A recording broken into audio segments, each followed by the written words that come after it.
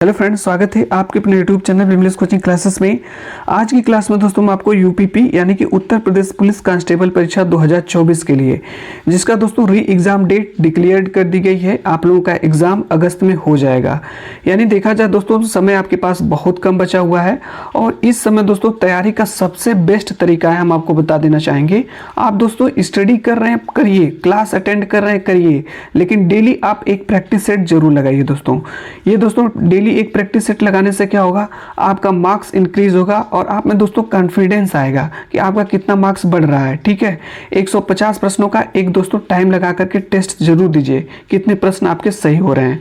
इसी तरीके से दोस्तों हम आपको एक जीएस का 38 प्रश्नों का एक टेस्ट कराने वाले हैं। जैसा कि दोस्तों आप लोगों को पता ही होगा कि जीएस पोर्शन से आपके एग्जाम में 38 प्रश्न पूछे जाएंगे।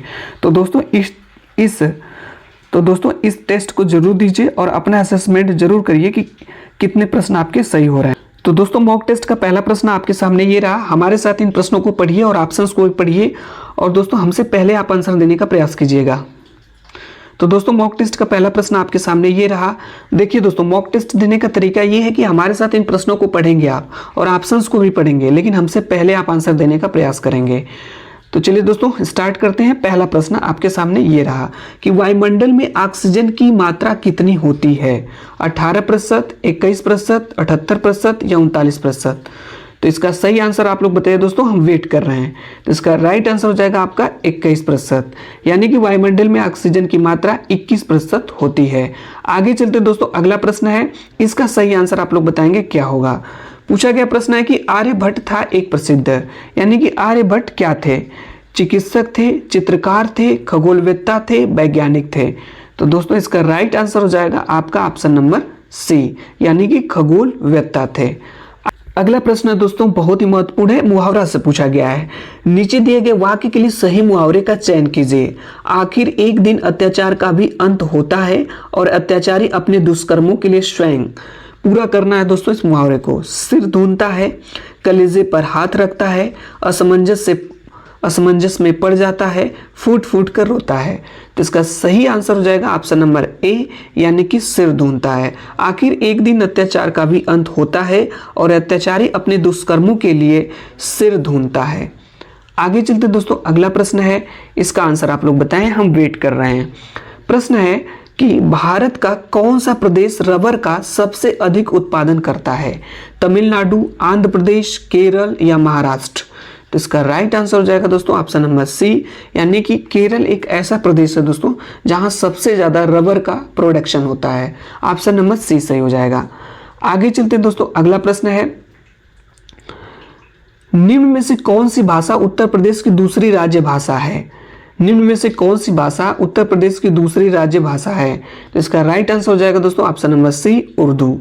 उर्दू जो है दोस्तों उत्तर प्रदेश की दूसरी राज्य भाषा है। आगे चलते दोस्तों अगला प्रश्न, इसका आंसर आप लोग बताएंगे।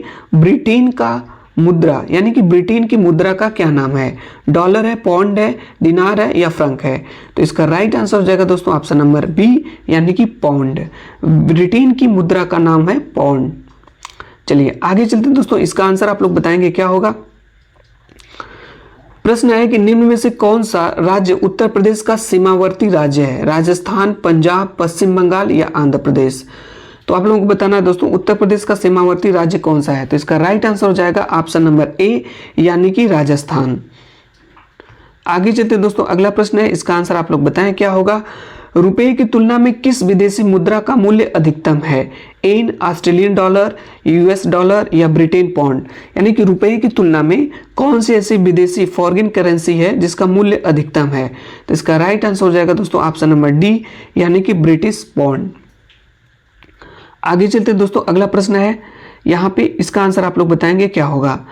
देखिए दोस्तों ये पेपर आपका बहुत पहले का है और लग रहा होगा कि ये सभी प्रश्न आपके लिए आसान है, लेकिन दोस्तों प्रीवियस ईयर क्वेश्चन आपके लिए बहुत ही महत्वपूर्ण है, क्योंकि दोस्तों कई बार एग्जाम में प्रीवियस ईयर क्वेश्चन से ही एग्जाम में प्रश्न पूछ लिए जाते हैं।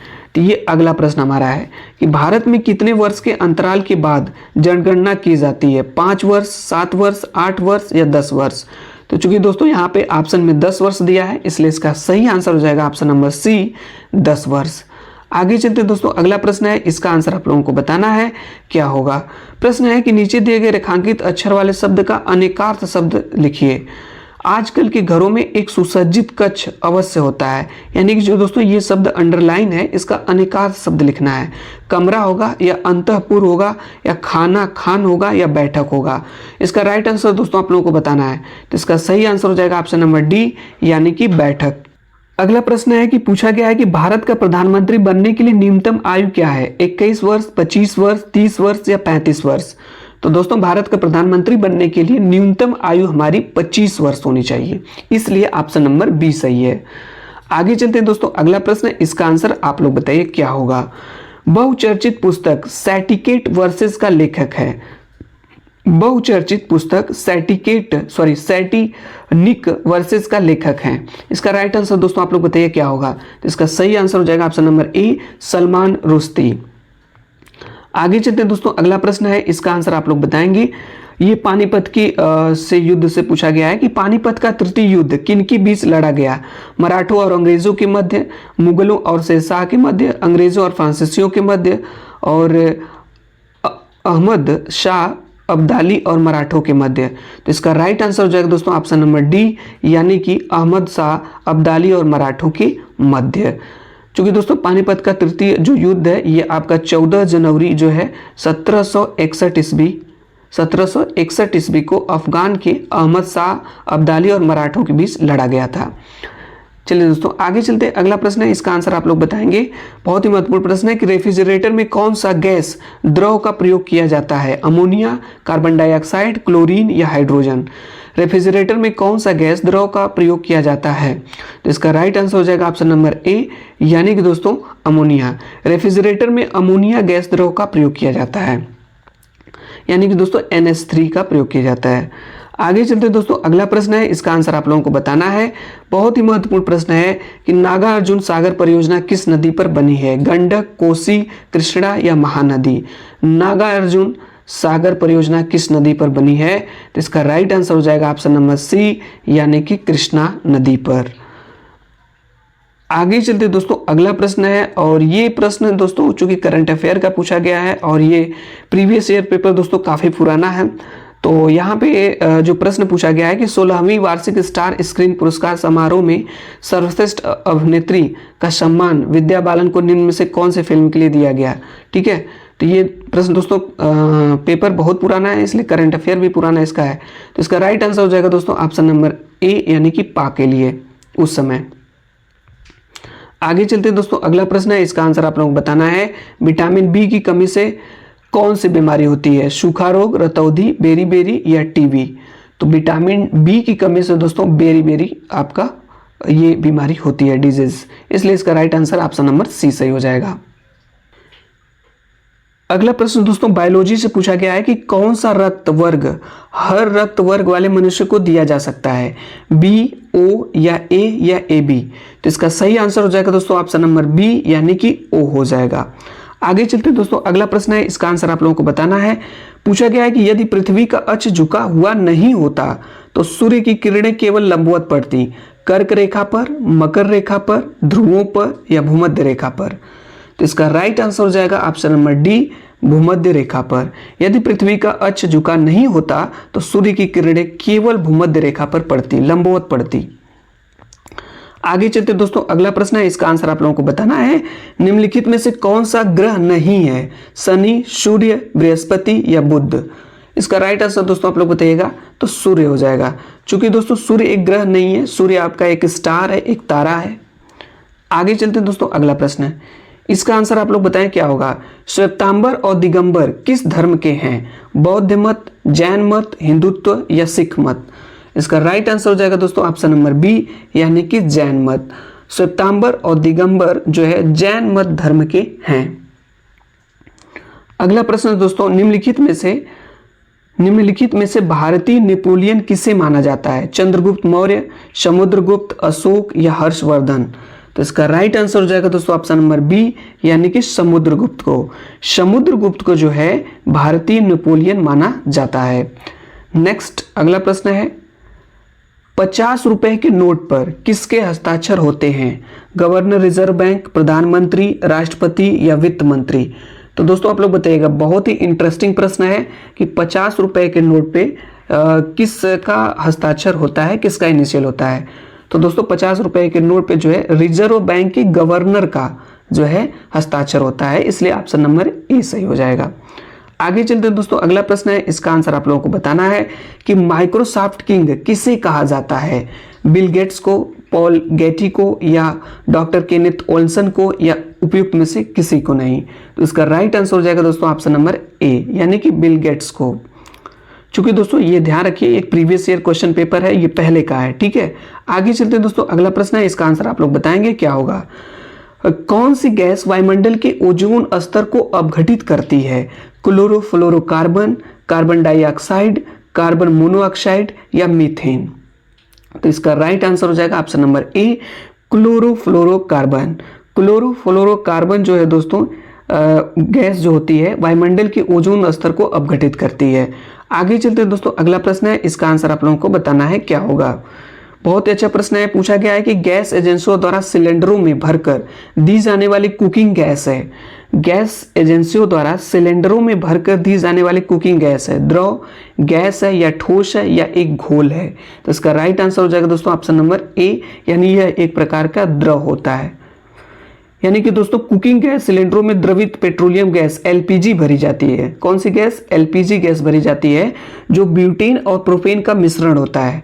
जो एलपीजी जो होती है दोस्तों आपका प्रोपेन और ब्यूटेन और प्रोपेन गैस का प्रोपेन का मिश्रण होता है, जिसे दोस्तों उच्च ताप पर जो है द्रवित करके सिलेंडरों में भरा जाता है। आगे चलते दोस्तों, अगला प्रश्न है, इसका आंसर आप लोगों को बताना है क्या होगा।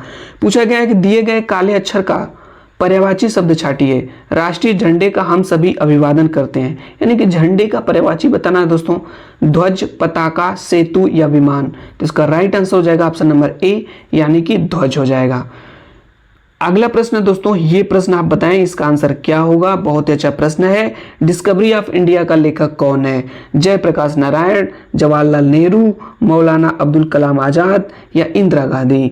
तो डिस्कवरी ऑफ इंडिया की जो रचना दोस्तों है वो जवाहरलाल नेहरू ने किया था, जो है 1944 में भारतीय स्वतंत्रता आंदोलन के दौरान इन्होंने जो है इसकी रचना की थी, डिस्कवरी ऑफ इंडिया की। आगे चलते हमारा है, पूछा गया है कि राज्यपाल की नियुक्ति कौन करता है? प्रधानमंत्री, मुख्यमंत्री, राष्ट्रपति या मुख्य न्यायाधीश? तो इसका सही आंसर हो जाएगा ऑप्शन नंबर सी, राष्ट्रपति। यानी कि राज्यपाल की जो नियुक्ति है राष्ट्रपति द्वारा आर्टिकल मीन्स संविधान के अनुच्छेद 155 के अनुसार की जाती है। आगे चलते हैं दोस्तों, अगला प्रश्न है, बहुत ही महत्वपूर्ण और रोचक प्रश्न हमारा है। प्रश्न है कि जय जवान जय किसान का नारा किसने दिया? चौधरी चरण सिंह, जवाहरलाल नेहरू, लाल बहादुर शास्त्री या इंदिरा गांधी? तो जय जवान जय किसान का नारा लाल बहादुर शास्त्री ने दिया, ऑप्शन नंबर सी सही हो जाएगा। आगे चलते हैं, अगला प्रश्न है, इसका भी आंसर आप लोग बताएंगे।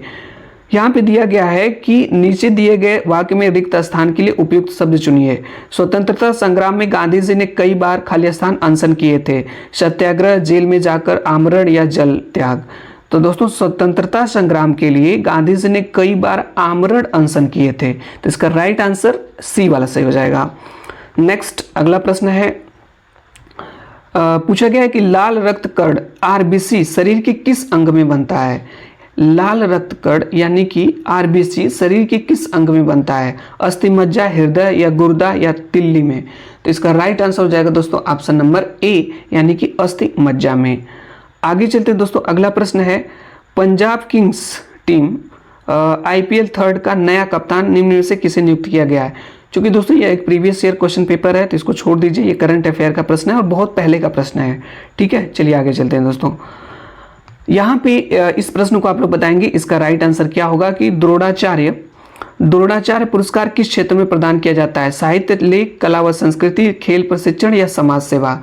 तो दोस्तों द्रोणाचार्य जो पुरस्कार होता है वो आपका खेल प्रशिक्षण क्षेत्र में प्रदान किया जाता है। आगे चलते हैं, अगला प्रश्न है, इसका आंसर आप लोग बताएंगे क्या होगा। दिए गए काले अक्षर वाले शब्द का विपरीतार्थक शब्द छाटिए। अनुकूल, अनुकूल का विपरीत बताना है, विलोम बताना है। प्रतिकूल, विरुद्ध, विपरीत या तटस्थ। तो इसका राइट आंसर हो जाएगा दोस्तों ऑप्शन नंबर ए, यानी कि प्रतिकूल। अनुकूल का जो विलोम शब्द हो जाएगा दोस्तों प्रतिकूल हो जाएगा। आगे चलते हैं दोस्तों, अगला प्रश्न है, पूछा गया प्रश्न है कि साइना नेहवाल का नाम किस खेल से जुड़ा है? टेनिस, शतरंज, बैडमिंटन या बॉक्सिंग? तो इसका राइट आंसर हो जाएगा दोस्तों ऑप्शन नंबर सी, बैडमिंटन।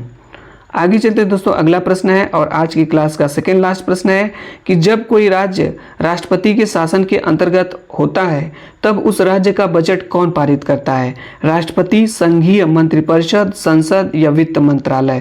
तो इसका राइट आंसर हो जाएगा दोस्तों ऑप्शन नंबर सी, यानी कि संसद। और दोस्तों आज की टेस्ट का अंतिम प्रश्न होगा शायद।